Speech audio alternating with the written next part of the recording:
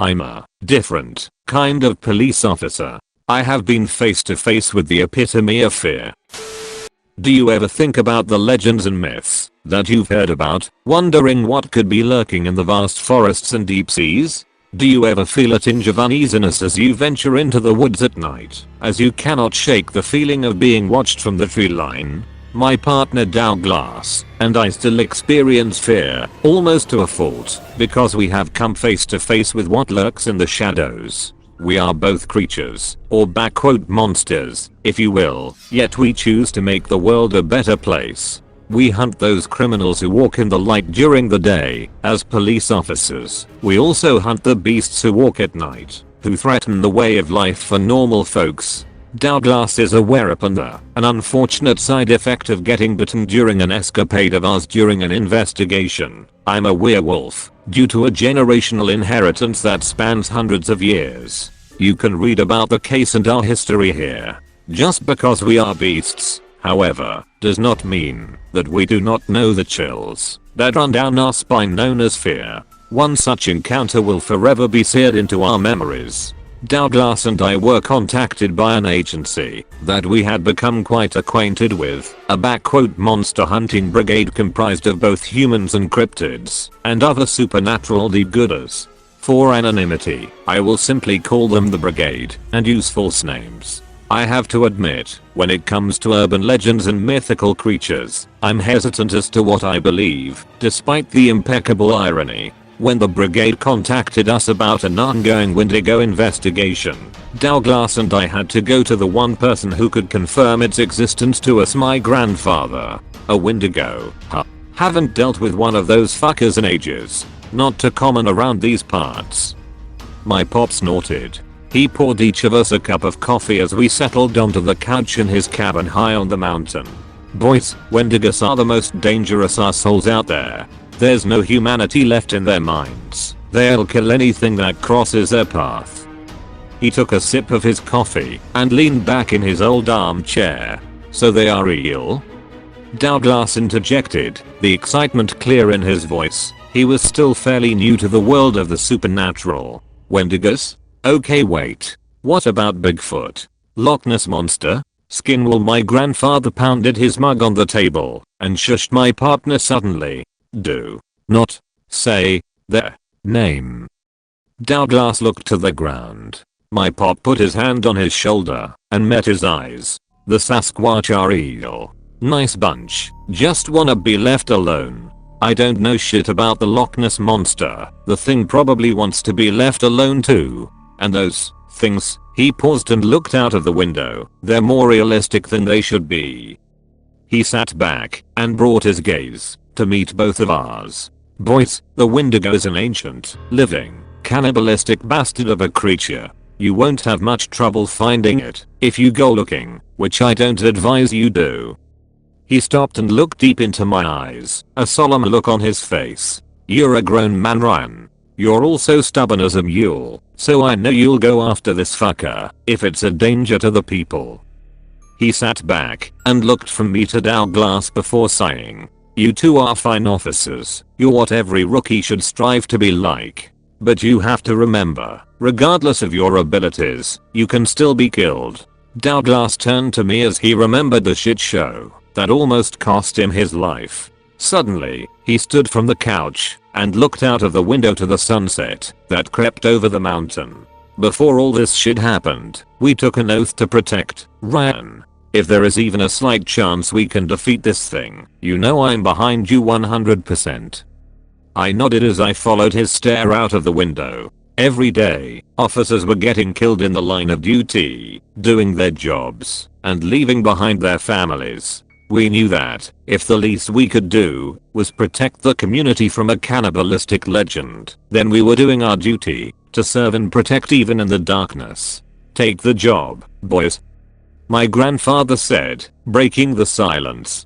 We looked back at him. I'll tell you everything I know about those creepy bastards. Do not let your guard down though. With their appetite, they don't discriminate. They'll eat humans, and they'll sure as hell try to snack on a werewolf. Douglas and I both nodded in a deep mutual acceptance. I looked to Douglas and back to my grandfather. Tell us what you know, Pop.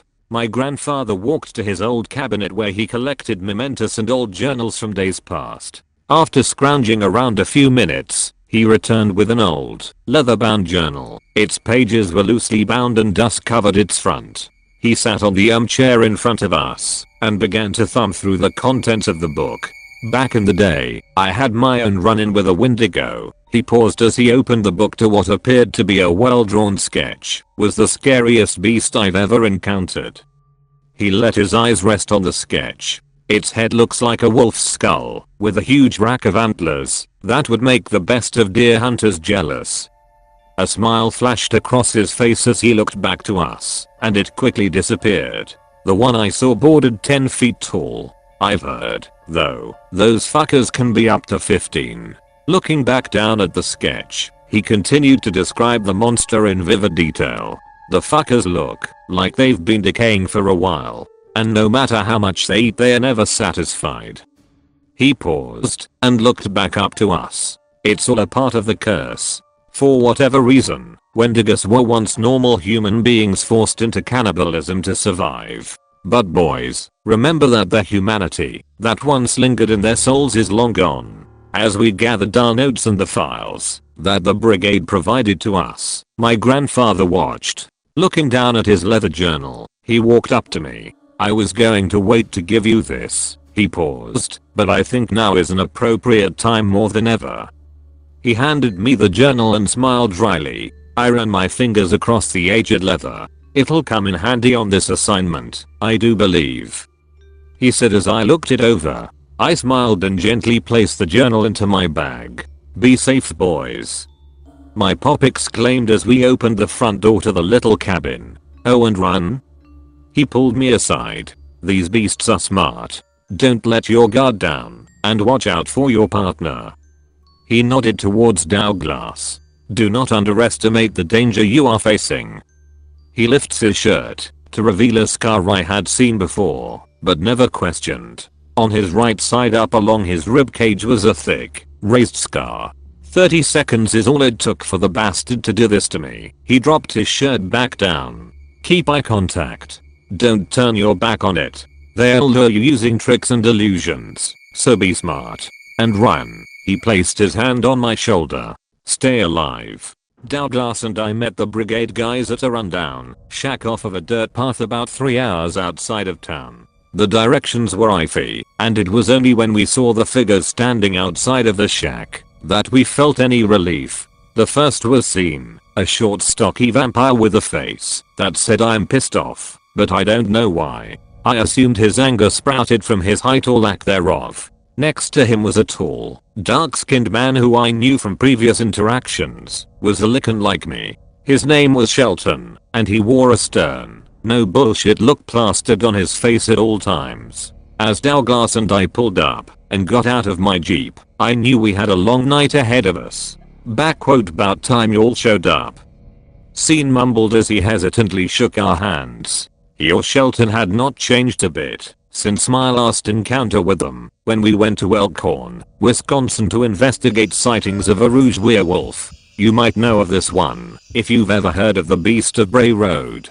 For the record, the beast is an old school werewolf who was trapped in its bestial form by a witch. Apparently the guy pissed off the wrong entity. A story for another time, perhaps. I introduced Douglas to the pair, and we sat around a small pit fire that the guys had made as the sun began to set in the background. Ryan, this is a bad one.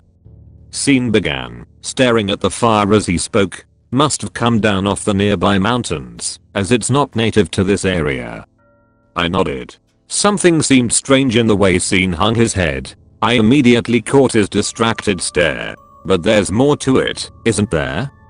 I cocked my head to the side as Shelton shifted in his seat. He wasn't much of a talker, but his movements gave him away. Scene let out an exhausted sigh and shifted to where he was looking directly at Douglas and I. This Wendigo has come here for a reason. He glanced into the darkening tree line behind him. Guys, it is old as shit. Ancient cursed ones like this don't just meander away from their territory randomly for fun. He gazed back into the fire as we sat quietly, deep in thought. Douglas spoke up, breaking the silence. How do you know that it's old? And what would cause it to come down off a mountain? He asked Scene, a confused look in his face. Scene shrugged and threw a stick into the fire. We know because it's been on our radar a few times. As far as we can tell, it's been around a few hundred years.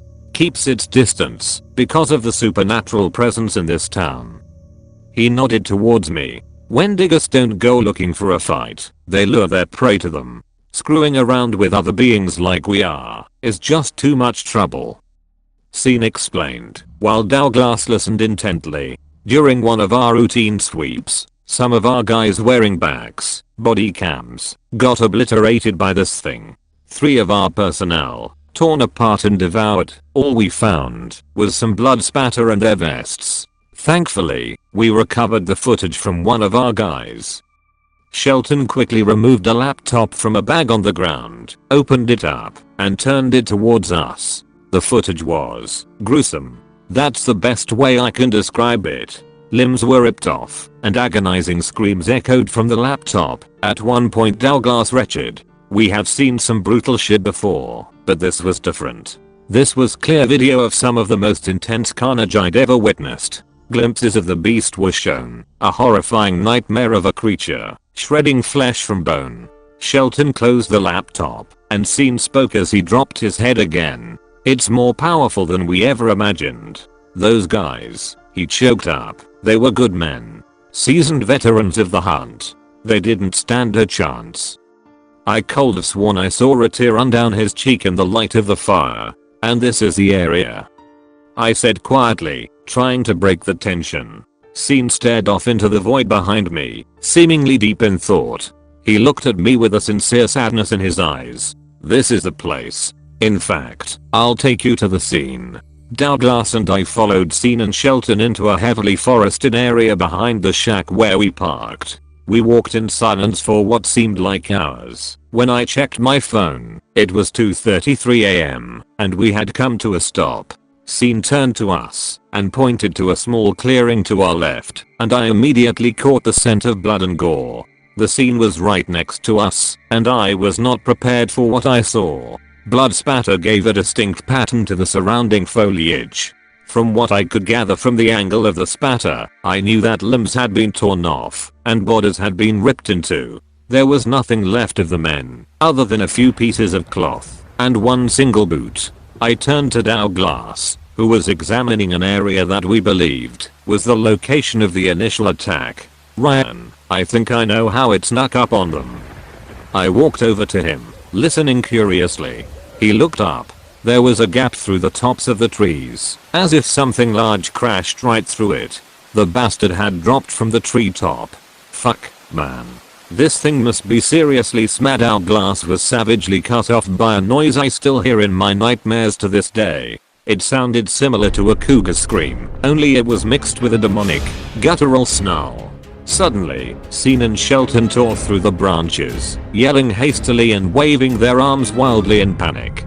The only words I could gather from their screams made the blood in my veins completely freeze up. It's here. It's fucking here.